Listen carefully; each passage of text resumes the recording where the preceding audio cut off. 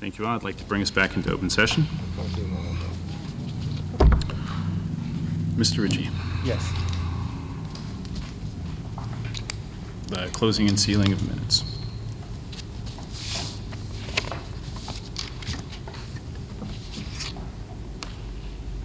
I recommend that minutes pertaining to collective bargaining, NEA, ESP, contract negotiations remain sealed till such time as an agreement has been reached. So moved. Can I have a second? Thank you. We have a motion and a second. Any discussion? Those in favor? It's unanimous. Thank you. Disclosure of executive session votes. There were 8. The first was approval of executive session minutes related to home instruction from September 24th. There were 9 in favor with 2 abstaining. Those in favor: Abbott, Callahan, Chambers, Day, Demoff, Giusti, Johnson, Lyle, Mac Russo. Abstentions were McAllister and Stanley. Second vote was executive session minutes of September 24th related to potential litigation. There were 9 in favor with 2 abstaining. Those in favor: Abbott, Callahan, Chambers, Day, Demoff, Giusti, Johnson, Lyle, Mac Russo. The abstentions were McAllister and Stanley. The third vote, executive session minutes September 24th related to NEA ESP negotiations. There was 9 in favor with 2 abstentions. Those in favor: Abbott, Callahan, Chambers, Day, Demoff, Giusti, Johnson, Lyle, Mac Russo. The abstentions were McAllister and Stanley. Fourth vote related to an MOU between Charahoe Regional School District and NEA Charahoe.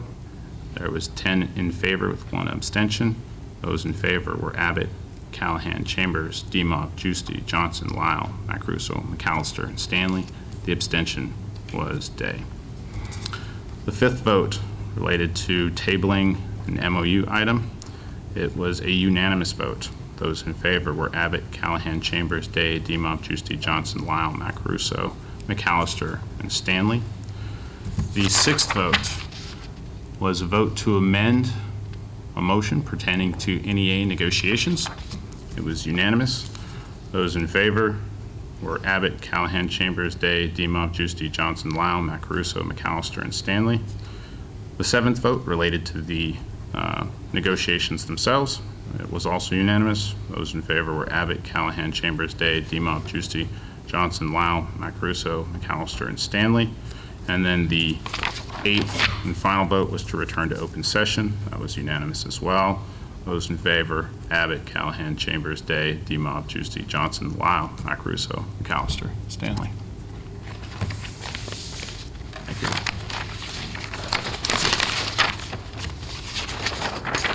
Brings us to recognition, sir.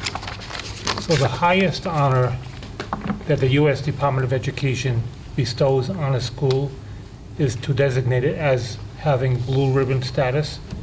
We are so proud of Ashaway School community, teachers, students, teacher assistants, parents. Ashaway School is a blue ribbon school as designated by the U.S. Department of Education.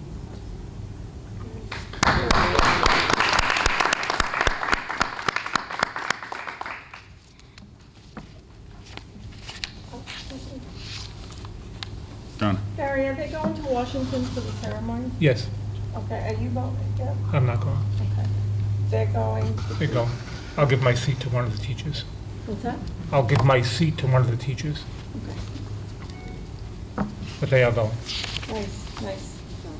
Congratulations.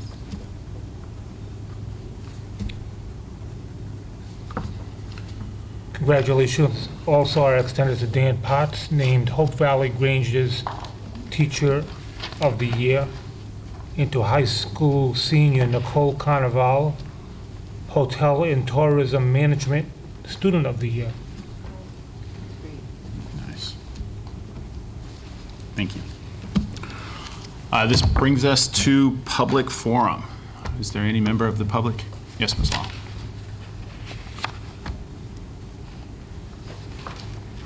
Good evening.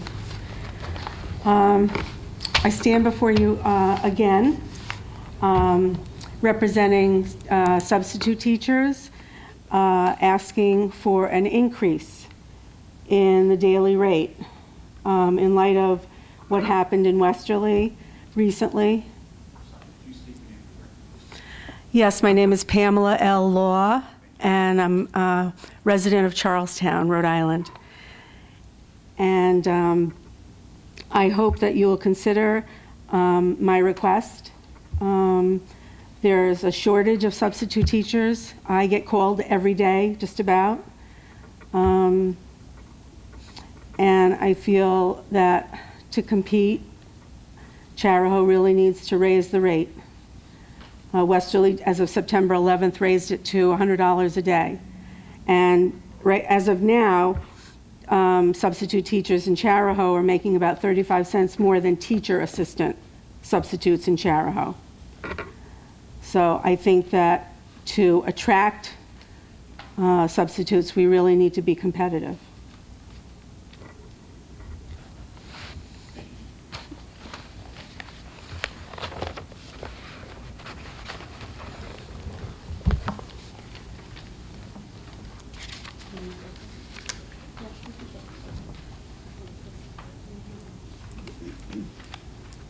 Hi, I'm Jeannie Daniel, and I'm a sub at Charahoe. I've been here for 3 years, and I just want you to know I really love teaching in your school district, and it's worth driving all the way from Westerly for now anyway.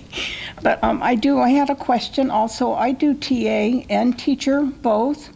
The TA, if I do a teacher more often than the TA, a big reason is that when they granted us the raise, they started deducting our lunch time. You have to punch in and out for lunch now.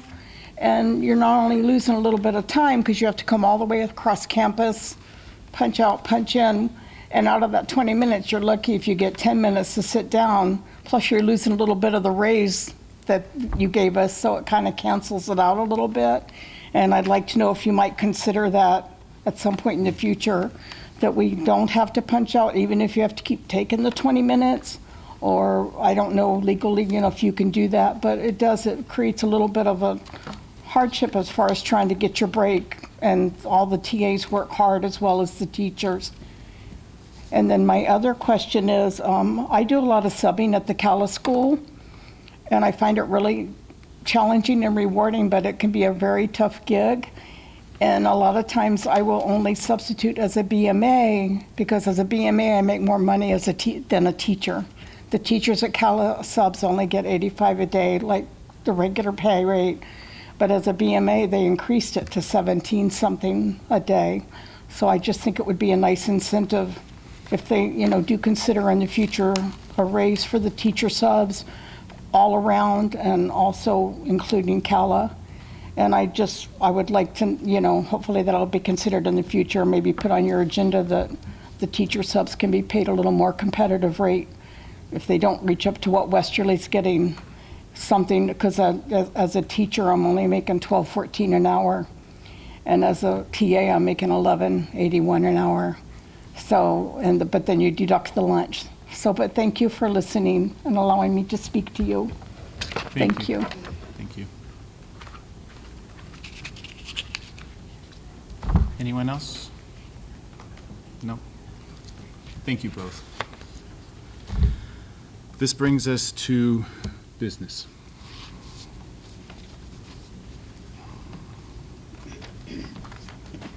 I recommend the appointment of Shauna Dubuque to the position of Custodial Services Administrator, effective October 23rd, 2019, per the attached letter of agreement.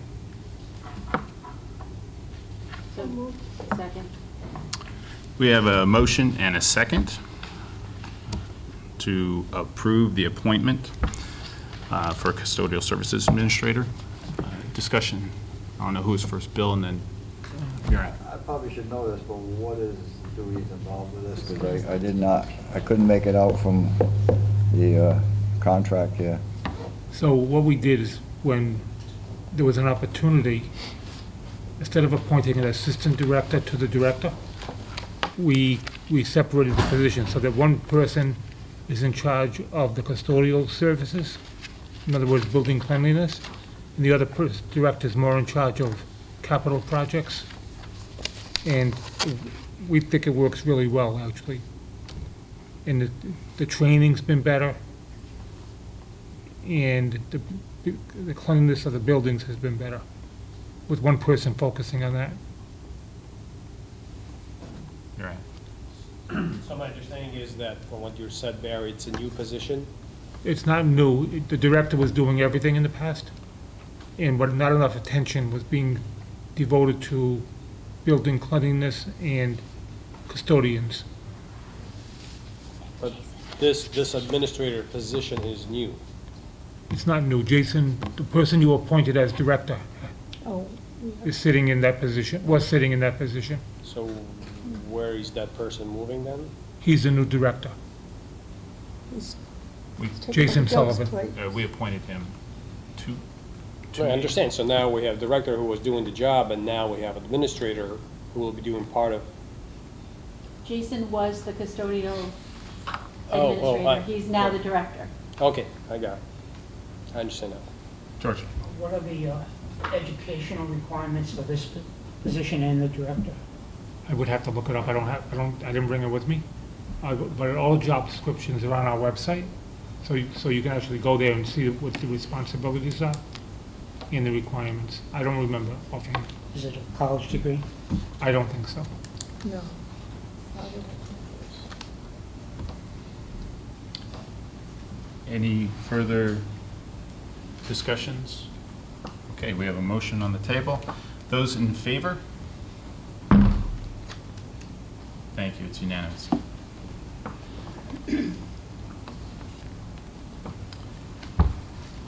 Letter B. Letter B is the student mentoring program. There were some minor changes to the handbook. You approved this a few meetings ago. And the vision is that over time, this program will absorb all these small little mentoring initiatives under a school committee policy. So I would recommend approval of the update to the program handbook that will allow a peer-to-peer program at the high school. So moved. Second. We have a motion and a second to approve. It was. Thank you. To approve the Charahoe Mentoring Program Policy Handbook. Discussion. Those in favor? It's unanimous. Thank you. Letter C, sir. So this was on the agenda at the request of Craig Luzon, but he saw us this week or last week and No. told us not to. The Chinese students. Oh, I skipped the, Yeah, the Chinese program. take all that back. So you have a letter in your packet from Principal McKenzie requesting to host a small number of students from China. This is part of the initiative we started when Craig went to China. So we envision our students also going as part of this exchange, having that same opportunity. So Craig, can you just provide an overview? Evening, everybody. So as you recall, in June, I traveled to Luoyang to establish a sister school relationship with #1 High School of Luoyang, the school that allowed us to initiate our Mandarin Chinese program through a TCLP grant. Our teacher Wang Ling last year, who is a member of the #1 High School faculty, invited me to visit their school towards establishing a sister school relationship that would not only include the sharing of educational resources, but also the hope was to create exchange opportunities that helped our students become increasingly ready for living and working in an increasingly diverse world. So through some planning with NEES, which is an organization, an agency that's been supporting trying to bring F1 students to Charahoe to complete their schooling as a part of our school community and earn a Charahoe diploma as a transitional year into going to American schools. they were encouraged with the notion of, as soon as possible, having a visit. I think one of the things that was most important in my experience at number 1 high school in Luoyang, and I met with upwards of 600 students in 10th grade, was to provide them the notion that they could visit our school and imagine themselves coming to school, living and studying in the United States, not only as high school students, but in their post-secondary experience as well. And the students that we're encouraging number 1 high school of Luoyang to bring our younger students who could potentially be part of a 2+1 program where they completed 2 years of high school at number 1 high school in Luoyang and then finished their high school here at Chariho, earned a high school diploma through our F1 visa program, and then went on to post-secondary institutions in the United States. She has put together an itinerary, which you have in your packet, that explains the broad strokes of the trip that they're taking. A lot of it involves visiting big cities, historical sites, but a big chunk of their experience is going to be dedicated to spending time with us, 1 full week from February 2nd to February 9th. In order to make this possible, we would have to enlist the support of host families who would host the students, and faculty and myself are committed to hosting the adults that would be chaperoning those students as well, but we could seek out those. We had great feedback and interest when Li Ning, our current TCLP Mandarin teacher, was looking for housing this year, so we know that there's interest primarily preliminarily, just in exploring the notion of this event happening. The students, not only in the Mandarin program, but across our school community who know about our sister school relationship, are very excited about the notion of spending a week with students and developing some relationships that transfer and translate into their increased cultural awareness, understanding of what living and learning is like in China, and sharing the great things about the living and learning experiences in our community and in our school. So, questions about what we're proposing? Sylvia? The cost of the exchange, will we be sending tuition money, will we be sending? So the cost of the exchange when the students come to us, one of the conversations that we've been having is number 1 high school in Luoyang is willing to take care of all of our student expenses when they are in Luoyang. And that's a trip that we're proposing for the future. It's not what we're talking about tonight. When they come here, they would like us to reciprocate. And so what we're trying to do is identify, the housing. The assumption would be that host families would be taking care of meals and transportation, getting the students to and from school during the weekday when they're here, supporting getting them to different events. The maximum number of students that they intend to bring is 20. So we feel like there's the opportunity to take advantage of our 2 vans to try to transport students to different experiences in our regional area. One of the things that they expressed the largest interest in doing, besides some traditional kind of sightseeing and kind of understanding the community, was visiting local colleges. And we've established through some work in our XQ grant relationships with URI and with Brown that would allow us to take them to those schools to help them imagine themselves going to a post-secondary institution like our state institution or like an Ivy League school like Brown. RISD has also expressed an interest in hosting a visit. So we're trying to think about ways that we can, in a very cost-effective way, host them and treat them with the unbelievable hospitality that I know they would show our students, because it's what they showed me when I traveled to Luoyang in June. Will we also pay for transportation for our students to go there? Well, the implication with the exchange program, if you recall, in the policy adjustments that we made, was that that's a very separate thing from our field trip policy, and that we would be requesting students who are interested in going to bear the cost of the travel to China beyond the expenses related to living and lodging and food and experiences when they were in Luoyang, which Wang Ling and Dr. Yuan, or Mr. Yuan, the principal, have said that they would incur the cost of when our students visited there. Thank you. Donna? Craig, this is so exciting. It's really happening. For me also, very exciting. Yes, I'm sure. I have a couple of questions. Sure.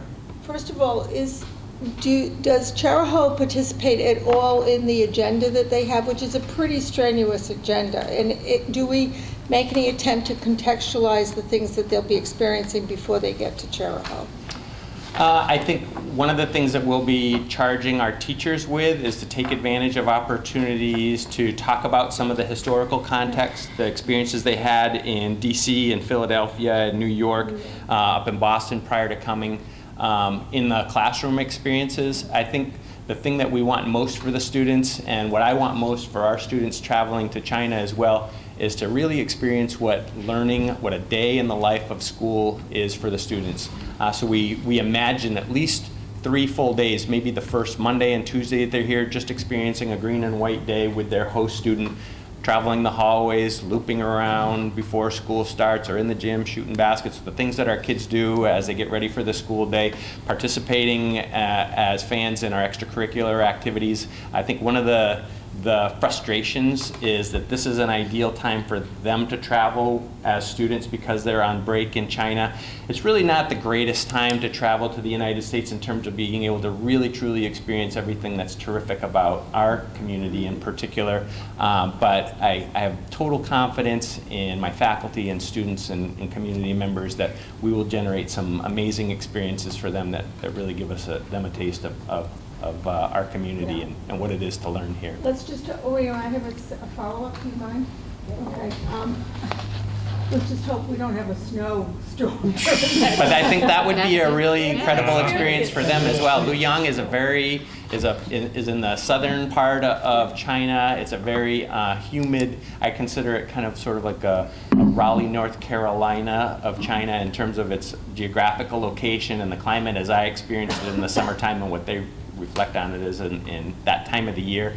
So I think it would be a really meaningful experience for them. So what I was thinking is school closing, and I hope that those 2 days that are planned are not days that are affected by the weather. Well, if we close, they're all coming over to my house to ice skate. There you go, there you go.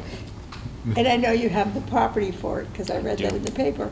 The second question I have, excuse me, Marat, but the second question I have is really quick. What about the interpreting services? So one of the challenges of the students as they commit to coming over is they're already so much further ahead. And I really got a great opportunity in the classrooms in Luoyang to vet their language speaking skills, speaking very personally with students and just looking at the language learning that was taking place in their English classrooms.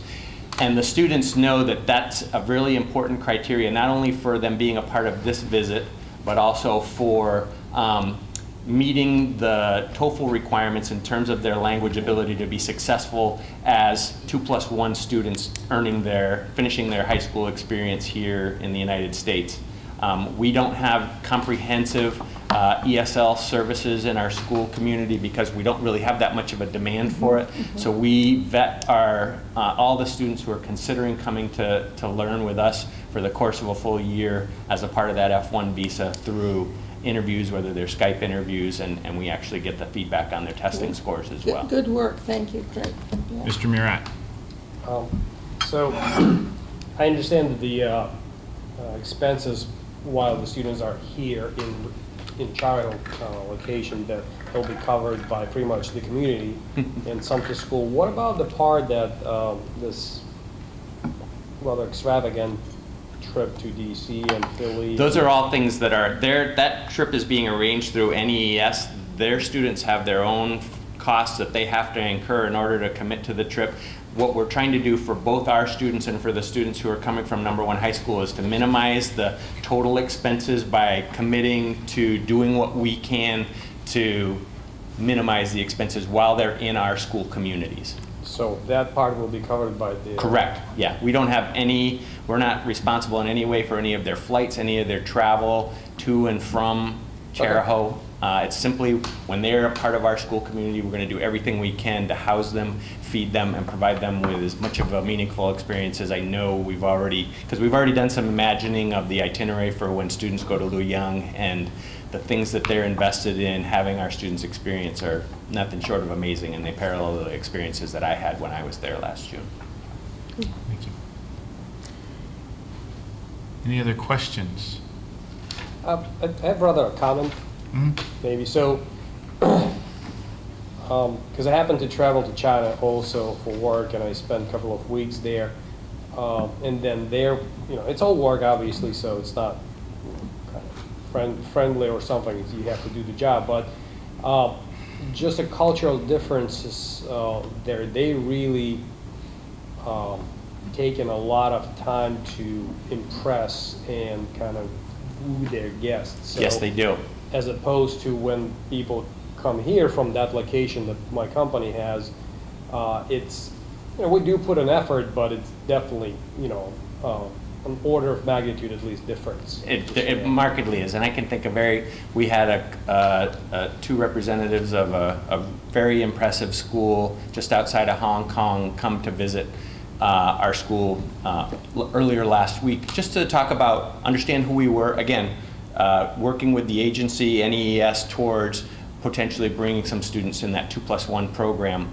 And I'm always very humbled by the generosity, by the formality, how seriously the Chinese representatives that I've worked closely with take their hospitality.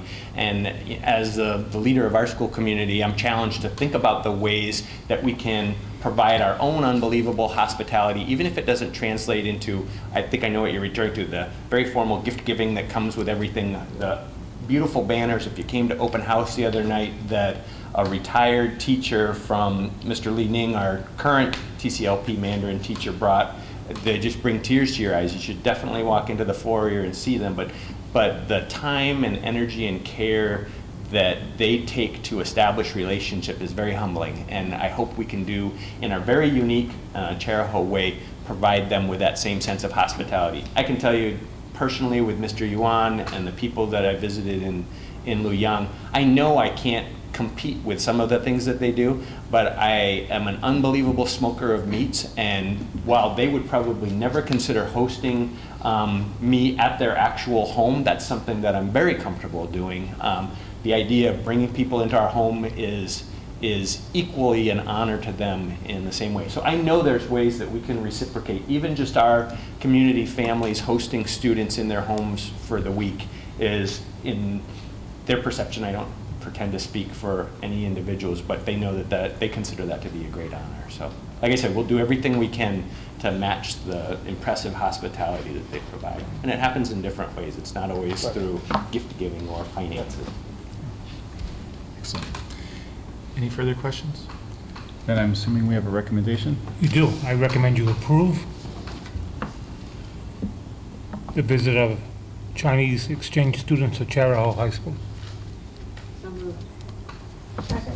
Thank you. We have a motion and a second to approve this request. Those in favor? Opposed? Abstaining? Thank you. Thank you so much. Letter D. Letter D is the one I started a little while ago, but Craig said to proceed without him, unless you choose to do otherwise. Okay. So we have a number, in your packet, you have a number of committees, and I'm sorry, subcommittees that are listed. And the vacancy is posted as well. Obviously, a lot of those vacancies are from Steve's departure. Before asking for volunteers really to fill the vacancies, does anybody want to change any committee that they're on, meaning resign from the committee? No? Okay.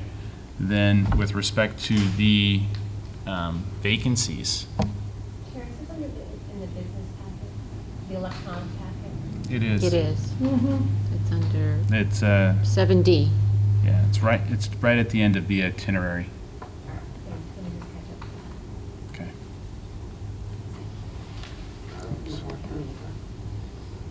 Got it, thank you. Welcome. So we have Finance Committee, Marketing Subcommittee, and Recognition Subcommittee. All have vacancies. All the vacancies were from Charlestown, but there's no reason that it has to be from Charlestown. Does any? Just the finance one does. I'm sorry. That's a good point. Anybody from Charlestown want to sit on the Finance Committee? Could you explain the finance committee? Mr. Ritchie, could you explain the Finance Committee? It's one meeting a year. It happens right before the omnibus meeting. And it is generally a review of the budget. And it's over within an hour. Clay, was that close? Yeah.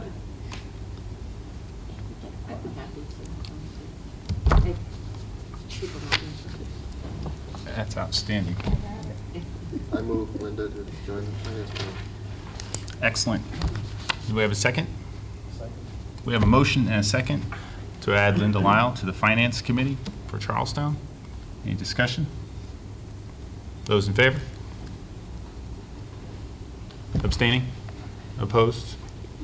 Abstaining. Yeah, she can't be opposed to it now. Yeah. Perfect, thank you. That brings up the Marketing Subcommittee. There's a vacancy there. If there are any interested parties. Can you explain what the job is? The Marketing Subcommittee? I can't, but I know I can. The Marketing Subcommittee was established to make recommendations to us about how we could better promote ourselves, especially in this increased competitive environment we're in. So a couple of things we did with that committee. We revamped our kindergarten registration. Career and tech recruitment was impacted by it. And both of them were successful initiatives, I would say. So that's pretty much it. Yes, ma'am. Can I have a motion to add Ms. McAllister to the... Make a motion to add Ms. McAllister to the Marketing Subcommittee. And I second that. We have a motion and a second to add Ms. McAllister to the Marketing Subcommittee. Any discussion? Those in favor?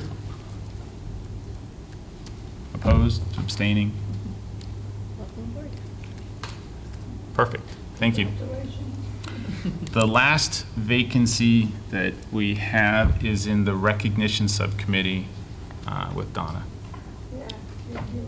Chair, Yes, does it ma'am. have to be someone from Charlestown? No. Oh, okay. No. No? Steve happened to be doing it. So, Well, that, you want me to tell you what that's about? please. Okay. Barry puts out a word to all the faculty, all employees to nominate and recognize employees of the month. And we're continuing at that. We're way. doing it. We have received a few. It was kind of lagging, Yeah, but right. it's picking up a little bit. Picking up a little bit, good. And he turns, he gathers the recommendations, and then he sends it off to me, and at that point, Steve.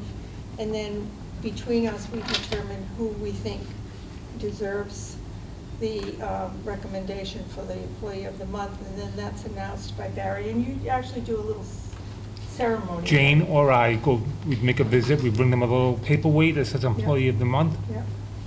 And it gets acknowledged in the minutes and on the website. So anyway, it's kind of nice to do, because you get to hear and read about the wonderful things that people are doing here in And the Jericho. best ones are from the kids, I think. What's that? The best nominations are from the kids. Oh, from the kids. They're great. Excellent.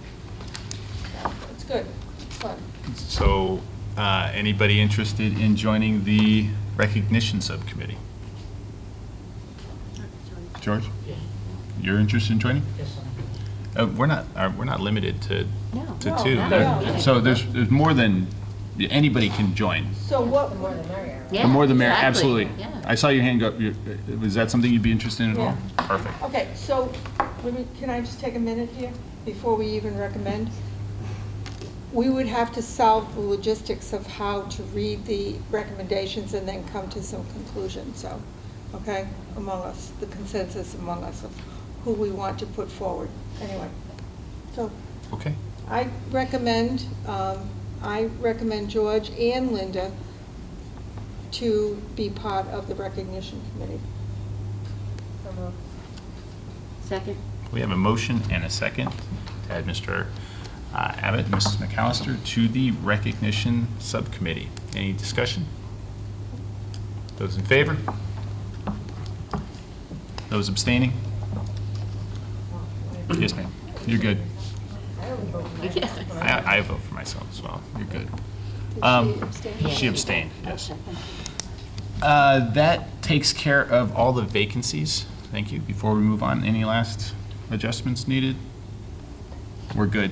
Great. Thank you so much. This brings us to letter E. So this item is on the agenda at the request of Bill Day, and we have some information for you tonight. And Susan will fill in the blanks because she knows a little bit more about this than I do. So each bus already has 2 interior cameras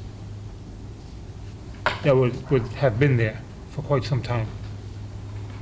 The exterior camera that would read the license plate of a car that was passing in half a dozen districts.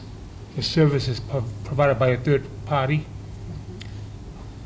So they watch the video and they report the image to the police and they get a portion of the fine, is the way it works.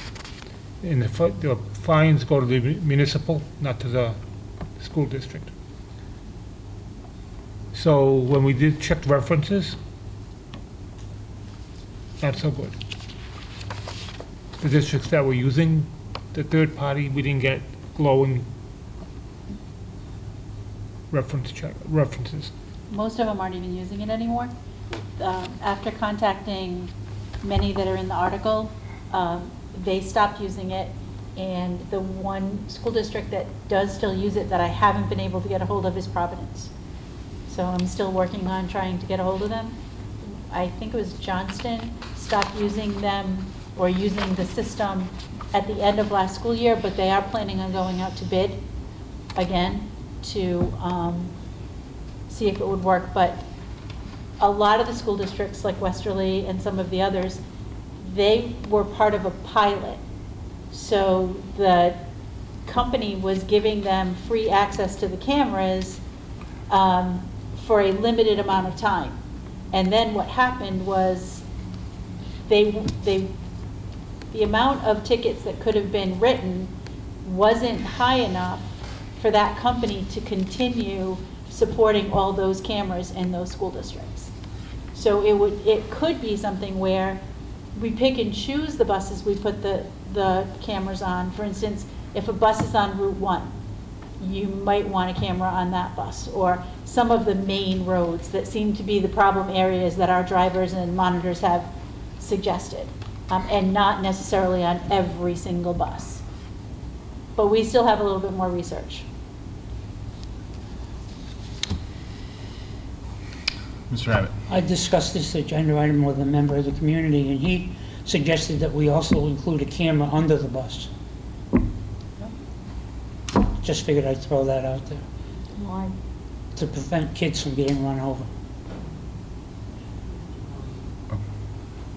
Okay. Mr. Day. Somewhat familiar with the red lights being a suggestion for most drivers in this area to stop or not stop. We had one today. Heard it on the radio. One bus driver asked the other one if they caught the license plate of the car that moved through the red lights. We're going to get somebody seriously injured, if not killed, out there if we don't do something. I don't understand, and I haven't done a lot of research on this. I'm kind of lazy with the computers, but I don't understand why it's not feasible to put a camera on the stop sign that comes off in the bus and be motion activated, so every time that bus stops and that sign comes out, now you can record anything that passes through there, and then the police department claims that they will pursue, and I understand from talking to one of the bus drivers today that Hopkinton was one of the ones that really chased somebody down with a rental car. They really did their homework and got this individual, but they're blowing by these red lights on Route 1, they're blowing by on 216. Right. They're they are ignoring those lights, and I think that we, by budget time, I would hope that possibly we might be able to have some technology or some things that could turn around and make our kids a lot safer. And it's the back roads, you know, Buckeye Brook and, you know, all these other roads that I'm on, and it's not just Route 1, but Route 1 is one of the major culprits out there. They're doing 80 miles an hour out there most of the time. And Charleston has cameras at their red lights. Bus safety issue. Sorry, is that a safety alarm?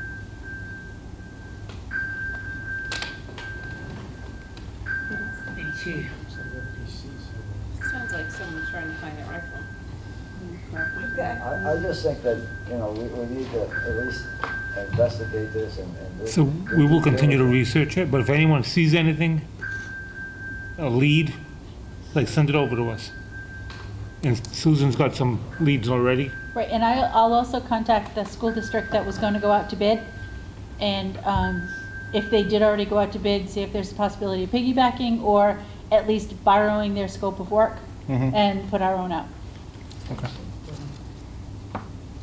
Could you sorry, also look Lisa. into the feasibility of putting cameras under the bus? So that's something we have done in the past. Did it work? No, we haven't actually done it. We have looked into it. Okay. So the bus provider does have the capacity to do that. So we can get a cost of it. All right. I appreciate that. Yep. Lisa?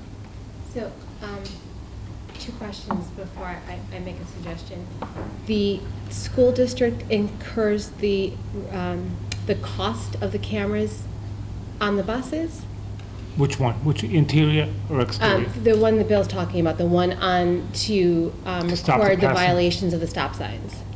The way it works in those districts that use this third party is the third party provides the cameras and then recoups their investment by reporting people who have Violated or? violated Yeah. through the fines. They get They get a portion of the fines. Okay, and that's what you're saying was the standard in the state? That's how the third party thing works. Okay, is there another option? We haven't found one, Okay, but if you see something in the paper or on the news, like, just send it over yeah, and we'll dig into it a little bit. okay, thank you. So, kind of continuing the same discussion that Bill and Lisa someone talked about. So the current systems that were described in the packet that we got here, they are both the ones that are used, I think, by either Charleston or Westerly Police when they use some other system, some other vendor, third party. They all use third party vendors. Right. So basically, it's a live video feed, and Yes. it costs some money depending what company is providing it. And these companies obviously it's an investment, so they want to get a portion of that ticket that's going to be issued to the somebody who got caught on the camera. So it's a business. Because it's a live video feed, all the technicalities that need to be in place for that live video feed to work, my guess it's an expensive system. It's probably not always reliable. Somebody in our woods, even the cell phone doesn't work properly. You cannot watch video. So I would be somewhat doubtful that we can guarantee that that live video feed will always be up and running. On the other hand, there are other surveillance technologies that don't have the live video feed, live video stream going from a particular bus, for example, or camera in any locations to whatever central monitoring location. So these days, and I do have them on my cards, all 4 of them,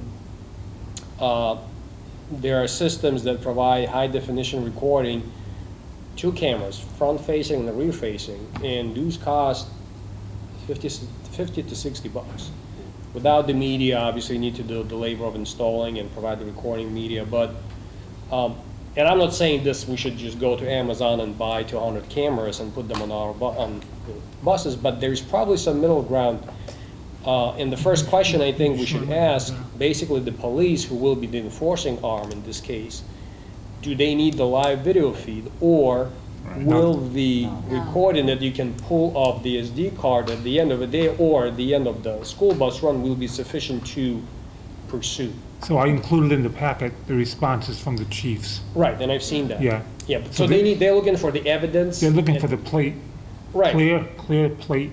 Right. So I know the DVRs, these dash cam recordings are being admitted, and I don't know how it varies from state to state, but a lot of states, they are being admitted as evidence in a court of law. So I think we should ask that question, and instead of relying on third-party vendor that will basically have us locked into whatever the contract will be with whatever the price will there be, with all the infrastructure they will invest, maybe there is some alternate solution where we don't bear the expense of the live video streaming, yet we have an evidence such in case, such an event occurs. We will pursue it further. Lisa? I think Murat has built a really good argument that we should definitely look into. And now that I've been reminded that there is a transportation subcommittee, and I'm on it, last time we were meeting, we were actually only addressing school bus stops. But could this be something, since Murat's done some research as to this other price point, that we as a district customer of the transportation system can just make an expectation of the bus companies? Tell me a little bit more about why it's the school district's responsibility to ask the bus companies to better monitor the safety, but maybe make it a point of the contract. This is something they need to provide if they want us to be their customer. Right, we would have to adjust the destroy it. contract and then go that route. I think it's something that I would be willing, and the other members of the Transportation Subcommittee are Craig and Ryan. We can maybe look at it in the future or now, but that's maybe something we should put on the table, right? That it's not necessarily our responsibility to pay for it. We pay a very, very large fee to the bus company, and it's part of perhaps already a portion of their contract to maintain safety. We can pursue that. I think we should, I agree. yeah. So the next step in this is to continue the homework and. We need to do more homework. Okay. Excellent. So there's no vote on this. Bill, are you okay with where this stands for now? Yeah, it sounds like, right, kind of followed up on what I thought the technology should be out there to be able to put it on the stop sign when it comes out to catch them in either direction. And, video won't require the bus driver to go to court and testify that they visually saw somebody. Right, right. Okay, great. That brings us to consent agenda items. Now, typically, for a consent agenda, these are voted on en masse. There's no discussion on the vote. If you want to discuss any one of the line items, it should be polled. In this case, I'm going to poll A1 and A2 because I know there were some members who were not here for those meetings. And then before we move the remainder, I do want to acknowledge the donations at the back. First off, thank you to Murat Dimov of Richmond, Rhode Island for 2 auto racing helmets valued at $50 each for the Career and Tech Center Automotive Program. And then I'd also like to thank Arnold Lumber, West Kingston, Rhode Island, for a large assortment of hardware valued at $3,750 to the Career and Tech Construction Technology Program. And I'd love a motion to move the remainder. Yes. Before you do, Any other polls? Yeah, sorry. I'm sorry. Before you do, I'm looking, I can't find the one consent item on the person that requested a leave of absence. It's an F. I know, what's the number on it? They're grouped together, F5. 5? F1 through 5. F1 through 5. I'd just like to pull that for discussion. Do you want F1, 2, 3, 4, and 5, or just F5? I would say you probably want F. All of them. 5. F5 is the recommended denial of the personal leave? Yes, I would Okay. like to discuss that if I could. All right, so we'll pull, Otherwise, yeah, if you would pull that, and otherwise move the rest of the agenda items. let's just make sure, Bill, do you have something to pull? Pull 4, F4. F4. All right, so we have A1 and 2, F4, and F5. Anything else pulled? No? Move this balance of the consent agenda. Second. All right, we have a motion and a second to move the remainder of the consent agenda items. Those in favor? It's unanimous, thank you. That brings us to A1. Motion to approve A1. Second. Motion and a second to approve A1, which is the executive session minutes of September 24th, 2019. Any discussion? Those in favor? Abstaining? All right. Sylvie, yes, abstaining, thank you. So all except the 2 abstentions. Okay, A2. Motion to approve A2. Second. Motion and a second to approve A2, which is the regular session minutes of September 24th, 2019. Any discussion on that?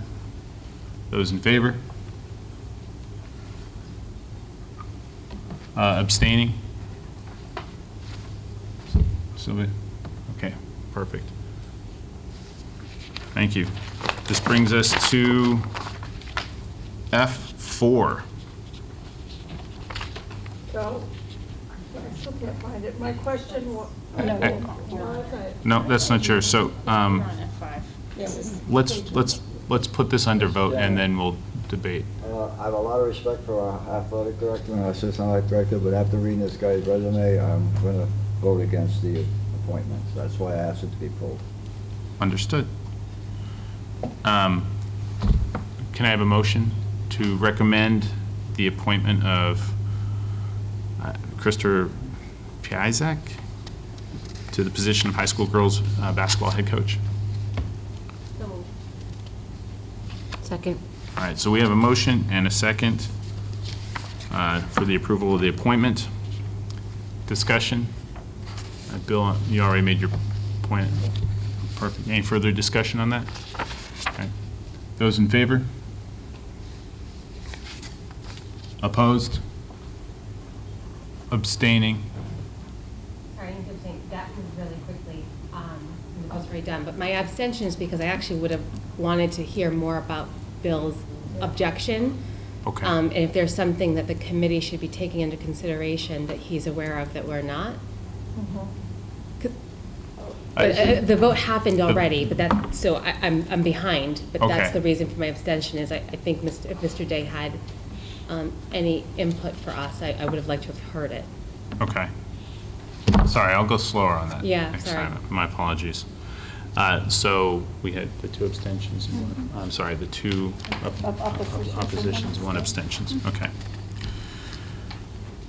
Okay, the next one is F5. Can I have a recommendation for the denial of the personal leave of absence for Trina Garofalo? Yeah, I just I'm sorry, we'll just put it on the table and then we'll get to the discussion portion. So moved. Second. So we have a motion and a second to deny personal leave of absence request of Trina Garofalo. Discussion. Donna? Okay, so I'm just curious that she asked for a leave of absence after she started the leave of absence. And I wanted to know if that is typical, and was she ever granted any part of that leave of absence? So it's not typical. It's not typical. It's not typical.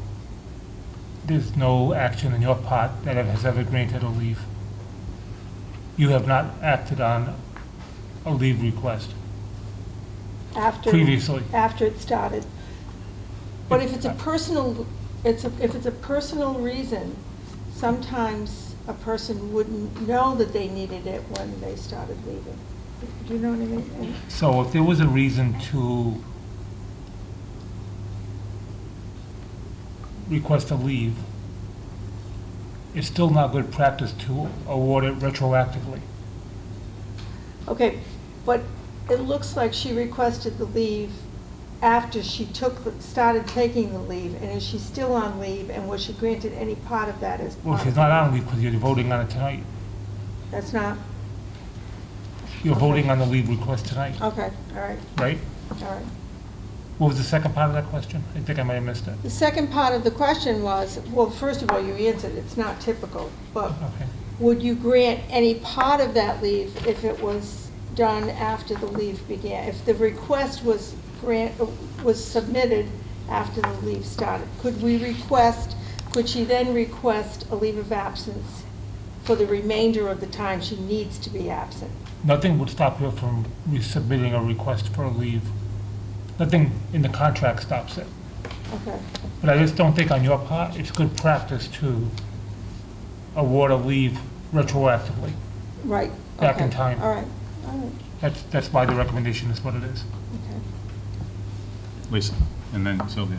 So the only document we have to review is this letter from Mrs. Garofalo from September 22nd. There's no additional information, correct? We just have the one letter in our packet? I believe that's all you have. Okay. So, to Donna's point, while it's not good practice to do that routinely, there are sometimes circumstances where events can occur, right? And the paperwork needs to catch up to it, right? So because I don't understand the circumstances, it may be worth either tabling it or revisiting it. I can think of a number of situations where, right, a circumstance can happen and you can't begin the request. So this happens at URI all the time, right? This petition to backdate, a petition to review. You could be hospitalized, right? And you can't Right. be in the hospital under surgery Yeah. requesting your leave. I'm not aware of anything like that in this case. Right, and so I don't have all that information. I Yeah. think it would be pertinent, so I don't want to deny it. But if there's circumstances there that would warrant this, and if you can share something publicly, please do so. If you cannot, let us know. I want to be very careful because I think you're on, Yeah. Right, but it's part of our public agenda, that's why it's tricky. It's not part of part of the- executive session, it's part of our public agenda. right, where it belongs where it is. So I would tell you that there's no reason that I know that would have prohibited the employee from requesting the leave in a timely manner. Okay. Hold on a second, I just want to make sure that if there's a follow-up question to that, Lisa. No, I think that's the answer, I hear the answer. All right. Without that information, I don't know that we can address it. There was, I can just give a tiny bit more if you want me to, Okay. but I want to speak very cautiously. There's also a circumstance here where the leave was started without being authorized. I think you alluded to that earlier. Which is a problem too. Okay, so Sylvia. Does this person get paid for this leave of absence? I believe it's unpaid leave, right? And it would be unpaid from the moment she started it, even though it wasn't authorized. Well, depending on how you vote, we will notify her of the action you take. Okay. Donna. I am, like Lisa, I can think of a lot of situations that come up, that arise, that you don't foresee, and so then you say leave of absence, and if the administration came back and said, look, I can grant you a leave of absence from this day forward, but not retroactively, I get that. But I'm also going to defer, because it is a private situation, and you cannot speak openly in public about this individual's circumstance. I'm going to defer to your judgment on that, so I would vote okay with that. But I would also like to say that I can conceive of plenty of times when a leave of absence would be requested and in an immediate scenario where it is needed at the time. So, and I'm probably in that situation right now for my own family, but anyway, all right. So, just to follow, if there is a disagreement say the vote goes forward and the request, or the recommended denial is approved, and there is a challenge to that, there'd be an opportunity to provide additional information by this individual to the school committee? I certainly can tell you that. Okay. If that's the wish of the committee. I prefer you put that in your motion. I just asked if that's a normal course of recourse. Because nothing stops an employee from resubmitting a request. Oh, okay. Okay. Chair, I didn't hear the answer. Was that the employee can appeal the decision or return? There's What was nothing. the answer? The answer was there's nothing to stop an employee from resubmitting a request. But it did not, I think, in terms of if a request is denied. Right, so my recommendation to you is that if that's what you want to convey, you make that part of your motion, and we will, in the letter she gets tomorrow, that will be incorporated into the letter. So basically an opportunity for her to explain to the committee more detail. Exactly. Okay. Last question, Chair. Yes, What ma'am. is the impact of this? Why is this even on record as opposed to the employee taking some personal time off, or why is this even before us? Because that's what, because she requested a formal leave, and you approve all leaves. And does this protect her position, her ability to remain employed, that without this she could be terminated? Like what? Well, it would depend on her, the actions she takes. But yes, in some regards, yes. Yes. Okay. That's something I need to know. George? So there are other circumstances that you can't discuss? There are some things I cannot discuss. Okay. Mirai? Will we be able to hear at a later point, do circumstances like an executive session? If she appeals. You'd have to invite her in, which is fine. But I think if you want more, just say that in your motion, and we'll extend the invitation to her to provide more to you. Yeah, I guess that sounds that right. makes sense. That sounds right. Bill? Mr. Chairman, I think we're headed in a direction here that we really don't want to go, and I would suggest that we cease this and vote one way or the other before we find out someone says something that is going to turn around and wind us someplace that we don't want to be. Understood. Donna?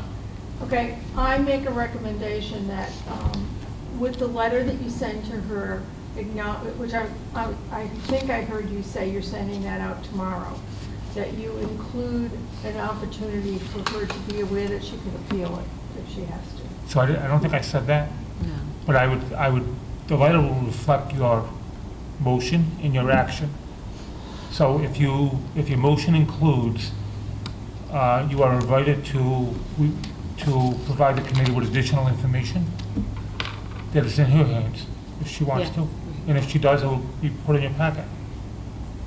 Yeah, I think that makes sense. That's giving her the right to appeal it to us. Well, it's not really an appeal, it's Yeah. more like, we're curious about the circumstances, and if you wish to provide more information, please feel free to do so. Or apply for a subsequent leave and Yeah, apply more okay. information. That sounds good to me. But I'd like you to vote it. Yeah, that'll be voted separately. You're in.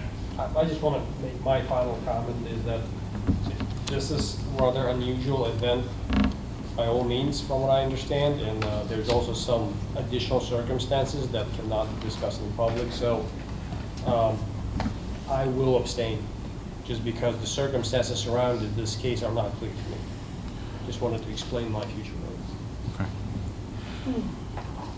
Okay, so it's a bit muddy, and I think It's we've all very muddy. said our piece, so. Very.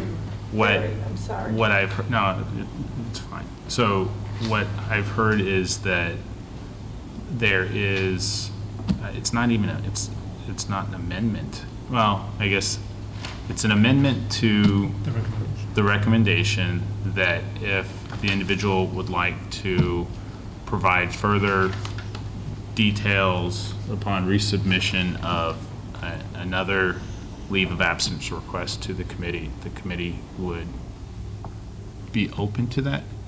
Or that was, Reconsider our vote. I said, why don't we just leave it as the committee would be open to that discussion? we would welcome that. I don't know if we'd welcome it. but we Wow, would just, do it. we'd be open to it. I don't mean it in terms of favorability, just we'd accept it. Thank you. Okay, so wait a minute, I want to get it much clearer than. Yeah, because I'm so sorry, I made it, guys. I think I made it So an worse. amendment to the motion that would allow her to provide additional information to the school committee? Right, Correct, if she so chooses. if she so chooses. So the motion is out there. Do we have a second? I'm sorry, the amendment is out there. Do we have a second? A second. Any further discussion on the amendment to the motion? Those in favor? Thank you. Opposed? Thank you. Abstaining? Recusal? No. Okay. Then with respect to the recommendation of denial of the personal leave of absence request of Trina Garofalo as amended, we have a motion and a second. Those in favor?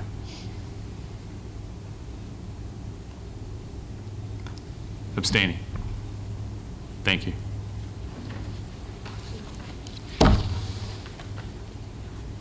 We're on to reports. He says with great pride, I'm surprised we got out of that. just never know which item.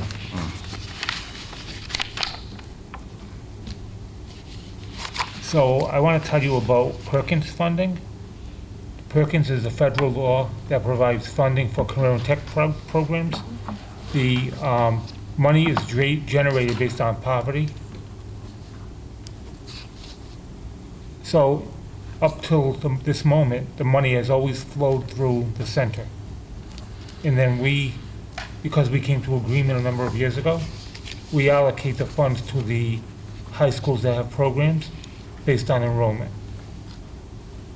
The Department of Education is giving strong consideration to changing that and giving the money directly to the high schools and bypassing the centers.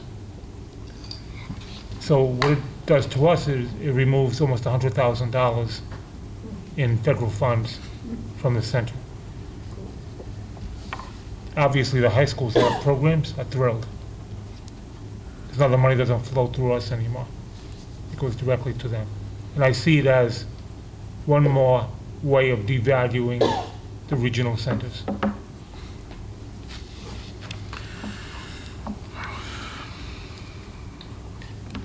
So Donna. we should take some political action, I would guess, to hopefully not allow that to happen.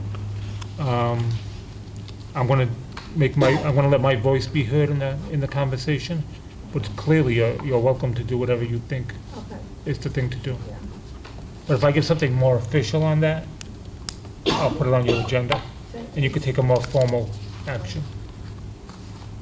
Yeah, and if you think we should do something with the letters to the senators or representatives, then let us know. Yes, I don't have anything official yet, Okay. so I'd like to get something in my hand, Okay. and then I'll put it on your agenda. Okay. All set? Yeah.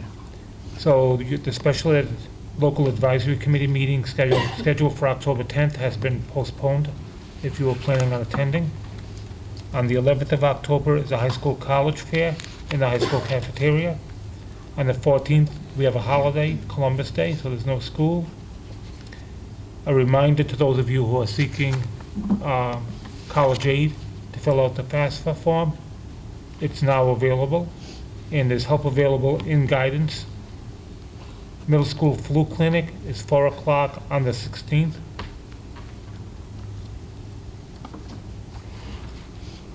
The 17th is an early release day. And the Ashaway School Halloween Spooktacular is 5:30 on the 17th. Elementary progress reports are being issued on the 18th. Richmond School Halloween Spooktacular is on the 18th at 6 o'clock. Hopefully the mosquitoes will be done by then. Richmond School Flu Clinic is 4 o'clock on the 22nd. High School Chorus Pancake Breakfast is 8 o'clock on the 26th at Applebee's in Westerly. Can I just Thank you. say something? My husband and I had the experience today of going to Charlestown to have a flu shot, and they do not have the senior vaccine. So if you're old and you need senior vaccine, You had to say it that way, huh? I did. And don't go to the schools because they're not administering the senior vaccine. Good to know. School committee requests for future agenda items or legal opinions. Donna? I have two. Okay. I would like to look into this is the second or third time that Pam Law has come before us, and I would like to look into the circumstances that we would consider improving the substitute teaching. So you'll have a recommendation from me about that very issue in your Okay. budget. In the budget? Yes. Okay. So that we can address that concern, because she's been before us a couple of times. The second, so that is a budgetary thing. It's part of the negotiations it's No, not it's not part of the negotiations. negotiations. No. No, it's It's part of the budget. budget. It's your budget. But what was brought up about what was brought up by the second woman about having to have time off when she's substituting as a TA was part of the negotiations that we had. Teacher assistant So, anyway. substitute pay, I believe, is in the. They basically follow the support staff contract, and Yeah. all new hires after a certain date punch out and punch back in Right, for lunches. right. I knew that as part of the negotiating Right. team, so, We brought our contract in line with state law. yeah. Okay, the second thing I would like to and I just looked at it very quickly this morning, about this thing that Cynthia Drummond put in the paper about who's responsible for the sports fields, the facilities on our school properties. I guess Richmond the town council was considering all of that. Anyway, Cynthia Okay. has an article in today's That's not paper, on today's local agenda. paper. on that. Yeah, so your request for another agenda, or a Yeah, an future agenda item topic like, is are who's we responsible for? Right, if the softball field needs maintenance, do we Okay. pay for that maintenance? So specifically for Richmond, What's that? specifically for Richmond School? No, Oh. for all of our property, school properties within the district, Okay. all right? Anyone else? Lisa? Yes, for the second meeting in November, so towards the end of November, Mr. Ritchie, if we could put an update to your work towards the junior ROTC goal for the committee. I think by then you'll probably have some feedback on that. I think it'll go nicely after Armistice Day is the 6th, and then there's Veterans Day in November. So I just like Mr. Ritchie to have an update on that for us, and also, And what meeting again? so it would be the latter meeting in November, because that will be after Veterans Day, Armistice Day, and they'll give you and your newly formed team to get some information together. So just that everyone has an update as to the progress you're making there. And then also if anyone wanted to come in, if there's any developments, then we could have any consultants come in and speak about the development of a junior ROTC here at Chair. Okay. So second meeting in November, update on junior ROTC November goals. 26th.